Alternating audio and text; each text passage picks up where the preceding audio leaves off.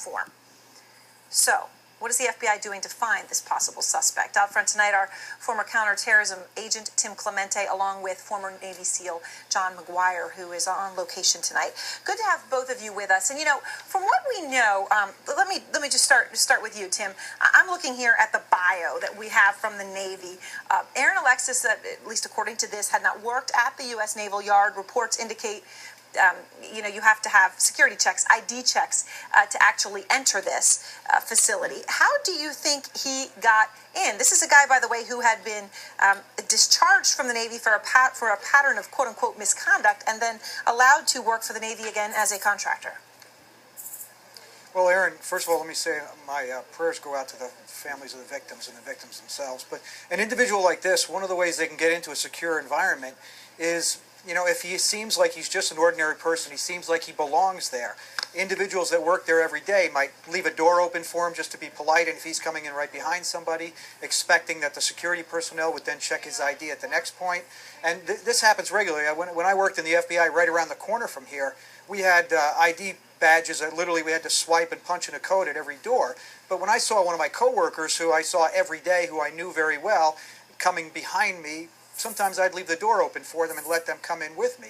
So that kind of thing might be what we're looking for in this accomplice or this other alleged gunman. It might be somebody that actually worked there, knew him, and maybe that's the person that allowed him access.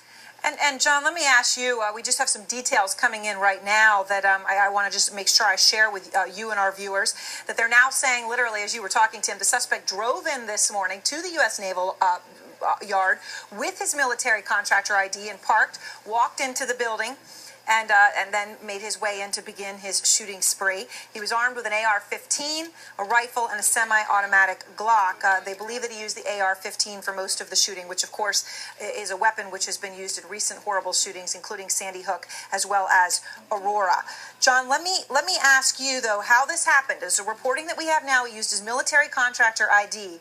How is this so? He served in the Navy, and then while he was in the Navy, he was arrested for an anger-fueled shooting in Seattle. Still stayed in the Navy. Finally, the Navy discharges him for a pattern of misconduct, and he's allowed to work again as a contractor. How does that happen? How can this guy walk in with a contractor ID and some kind of light go off saying this guy was sent away for a pattern of misconduct, he shouldn't be allowed in? Well, I think Tim is right. First of all, we need to think about these families. They were expecting their loved ones home about this time, and they're not home, so our hearts go out to them. But how did he get in? I think Americans need to be vigilant, and we need to remember that we're living in different times. Evil does exist.